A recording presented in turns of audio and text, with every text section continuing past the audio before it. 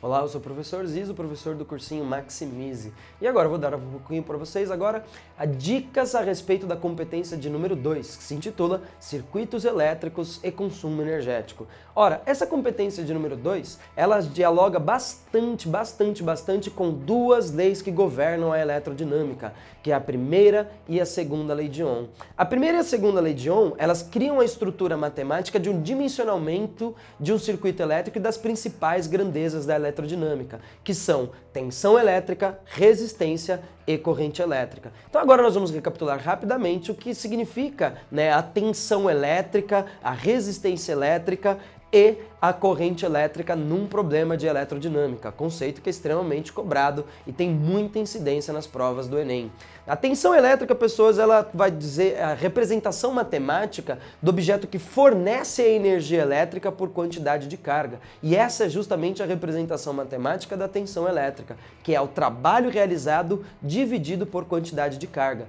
A tensão elétrica, que é medida em volt ou joule por coulomb, mas a gente usa volt muito mais do que joule por coulomb, por uma questão prática, ela relaciona, pessoas, justamente isso, a quantidade de energia transferida que as cargas recebem. Essa ideia da tensão elétrica, ela está associada com a resistência e com a corrente elétrica no seguinte contexto, que a partir do momento que eu tenho, por exemplo, um fio em que as cargas estão se movimentando, os elétrons livres, eles estão se movimentando ao longo do fio, a partir do momento que esse sistema ele recebe energia de um agente externo, de fora, essas cargas adquirem um movimento ordenado. Então a gente tem a partir de agora um movimento que é conhecido, nós temos um fluxo.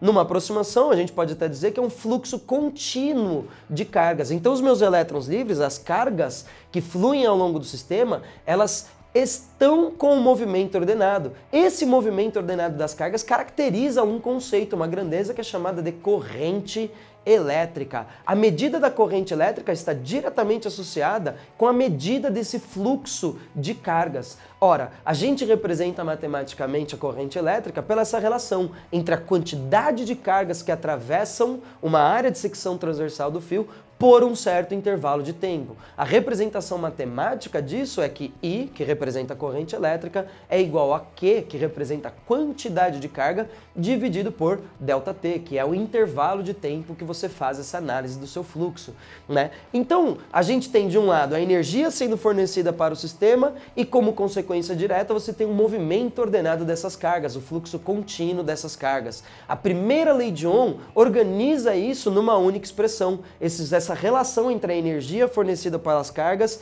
e a corrente elétrica, o movimento ordenado dessas cargas. A primeira lei de Ohm diz que a tensão elétrica e a corrente elétrica são diretamente proporcionais. O que significa dizer na matemática que algo é diretamente proporcional, Diretamente proporcional, pessoas, é quando nós temos uma razão que se mantém constante, Toda relação que é diretamente proporcional, as grandezas divididas, elas são diretamente proporcionais quando a proporção entre elas se mantém constante. O que isso significa dizer, no nosso problema aplicado, é que se eu dobrar a tensão elétrica, dobra a corrente elétrica. Se eu triplicar a tensão elétrica, triplica a corrente elétrica. Essa proporção que se mantém constante, essa constante nós damos o nome de resistência. A resistência, pessoas, ela está associada ao objeto no circuito elétrico que dissipa a energia elétrica. Esse objeto, ele transforma a energia elétrica em formas não elétricas, como por exemplo,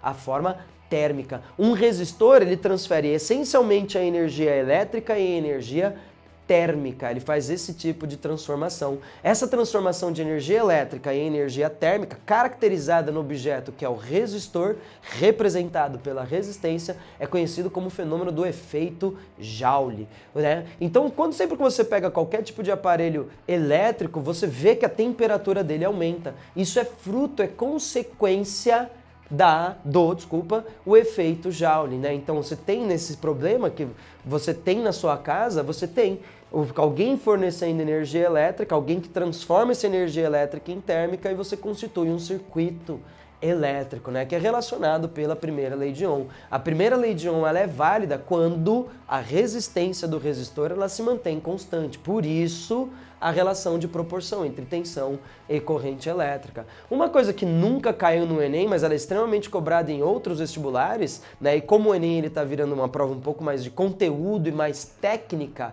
né? Vale lembrar que quando nós temos uma relação diretamente proporcional, nós podemos representar por uma função de primeiro grau. Então a primeira lei de Ohm, ela tem um gráfico característico em que, se nós colocarmos no eixo Y tensão por no eixo X corrente elétrica, você vai ter uma reta oblíqua, né? Qualquer outro tipo de curva no gráfico tensão por corrente elétrica não caracteriza um resistor que nós chamamos de resistor ôhmico. Para que o resistor seja ôhmico, para que a primeira lei de Ohm ela funcione, a curva característica é preciso que ela seja uma reta oblíqua e todas as propriedades de função de primeiro grau funcionarão para a primeira lei de Ohm. Então essa é a aproximaçãozinha que nós fazemos para a primeira lei de Ohm. Já a segunda lei de Ohm, ela trata o seguinte: já que ora a resistência do resistor é constante, como é que nós definimos matematicamente essa relação da resistência, né? Existe uma forma geométrica de se definir a resistência e essa forma geométrica corresponde à segunda lei de Ohm. A segunda lei de Ohm, pessoas, ela assume que a resistência depende do material que é formado pelo seu fio ou seu objeto, que vai transformar a energia elétrica em energia térmica, e esse parâmetro é chamado de resistividade, representado pelo símbolo de uma letra grega, Rho. Tá? Então nós temos que a resistência ela depende do material, da resistividade, e aí é um tanto quanto intuitivo, que quanto maior a resistividade, maior a resistência, né? E quanto menor a resistividade, menor a resistência. Uma questão que já foi cobrada no Enem, pensando nessa relação de resistividade e resistência, foi quanto a um conceito que deriva da resistividade, que é a condutividade. A condutividade, pessoas, é literalmente o contrário da resistividade, né? O inverso da resistividade. Eu digo literalmente porque, inclusive, a representação matemática de resistividade e condutividade é a relação de inverso. A resistividade é igual ao inverso da condutividade. Então, ora, quanto maior a resistividade de um material, quanto mais resistível esse material for, menos condutivo ele é. Quanto mais condutivo esse material for, menos resistível ele é. Então, por isso que você tem uma relação de inverso, tá? Outro fator que determina a resistência de um fio ou então de algum aparelho é o tamanho desse fio, o comprimento desse fio, que a gente representa pela letrinha L, né? A relação de proporção entre a resistência e o tamanho do fio, mantendo os outros parâmetros constantes, é que a resistência é diretamente proporcional ao tamanho do fio. Ou seja, quanto maior for o tamanho do fio, maior é a resistência, né? É por isso que em chuveiro, se você prestar atenção, como ele precisa de um resistor que tem uma resistência alta, você precisa de um efeito Joule grande, né? O que você tem? Você tem um fio enrolado em duas dimensões. O fio está enrolado, tá? Em torno de um eixo vertical. Você tem uma espira que forma esse fio, de tal forma que, se um dia você tiver curiosidade, tirar o resistor do seu chuveiro e você esticar ele, você vê que esse fio ele passa de 1 metro facilmente, né? Porque quanto maior o tamanho do fio, maior é a resistência, maior é o efeito Joule. Mais energia térmica vai ser derivada da energia elétrica fornecida do sistema. E a última relação que define a segunda lei de Ohm é a área de secção transversal do fio, né? A relação é de inversamente proporcional com a resistência, ou seja, quanto maior a área de secção transversal do fio, mais fácil os elétrons fluem, maior é o fluxo e, consequentemente, menor é a resistência. E quanto menor for a área do fio, maior é a resistência, né? Quanto mais fino for o fio, maior é a resistência, né? Vale lembrar que essas relações de proporções, elas são muito cobradas nas provas do Enem. Como, por exemplo, já apareceu uma série de questões que envolviam o seguinte conceito: se eu dobrar o tamanho do fio mantendo a resistividade e a área constante, o que acontece com a resistência?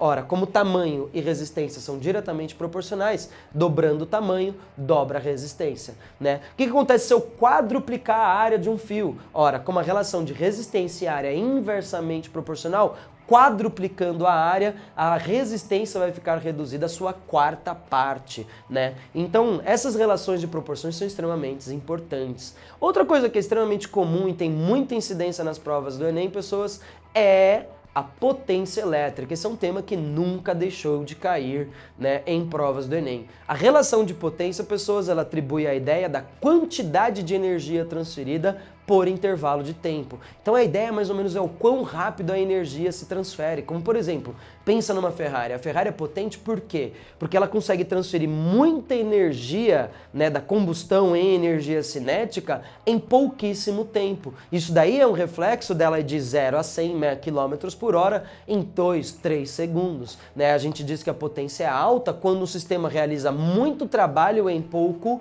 tempo. Essa definição de potência ela já caiu 2 vezes no Enem, né? E a ideia de que potência equivale à ideia de quantidade de energia transferida por tempo, né? Essa é a definição genérica de potência. Para um sistema elétrico, a potência ela pode ser determinada por 3 fatores diferentes, né? A gente pode escrever a potência em termos da tensão e da corrente, em termos da tensão e da resistência, em termos da corrente e da resistência elétrica, né? A primeira forma, a potência é igual ao produto da tensão vezes a corrente elétrica. Em símbolos, P, potência, é igual a U, tensão elétrica, vezes I, né? PUI ou PIO, se você preferir, né? Essa relação aparece bastante, né? A segunda forma, pessoas, é escrever que a potência, P, é igual a tensão elétrica ao quadrado dividido pela resistência, né? Então, P igual a U ao quadrado sobre R. Essa questão aparece bastante, né? Essa relação aparece bastante quando você quer estabelecer a relação de proporção entre tensão, potência,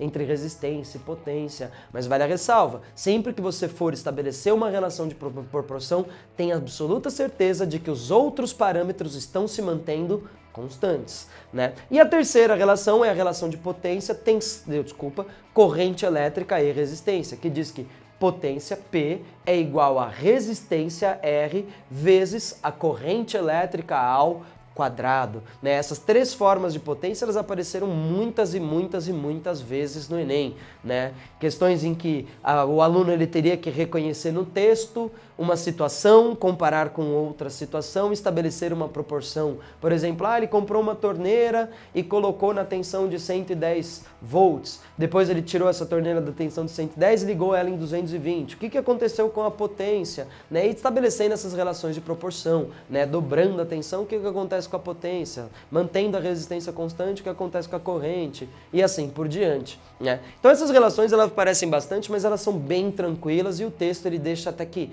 explícita essas ideias em que ele quer manter proporção ou então um cálculo direto de alguma informação. Outra coisa que é um tema muito comum em prova do Enem é quanto ao consumo energético, né, que é a relação quilowatt-hora, né, coisa que é muito comum em suas contas de luz, né, nas suas contas de luz tem lá a quantidade de energia consumida e aparece quilowatt-hora. A maior pegadinha desse tipo de questão é o enunciado ele faz com que o aluno se deixe levar pela unidade de medida. Então tome muito cuidado, porque consumo energético tem que ser medida de energia, portanto, joule. Quilowatt-hora, pessoas, por mais que tenha a palavra watt que indica potência, é energia. Isso porque quilo é uma palavra que descreve um número, 1000. Watt equivale a joule por segundo e hora são 3.600 segundos. Então se você fizer essa representação matemática, você vai ver que segundo cancela com segundo e você tem 3.600 vezes 1000 joules. Isso equivale a 1 kWh. Então fique muito esperto porque pode aparecer uma questãozinha que ele trabalha a potência, tá, de um certo objeto que é usado durante um certo intervalo de tempo e ele quer saber quantos quilowatt-hora esse aparelho lhe consome. Então o roteiro para a resolução desse tipo de problema é, a partir da ideia de potência, que é trabalho, energia consumida ou transformada, transferida, dividido por tempo, calcular o quanto de energia foi transferida e aí montar uma proporção, uma regra de 3 para saber quanto vale, qual é a equivalência em quilowatt-hora dessa relação energética. Então, muito obrigado, espero que essas dicas sejam valiosas e com certeza absoluta elas irão aparecer na sua prova no final do mês. Muito obrigado e até a próxima!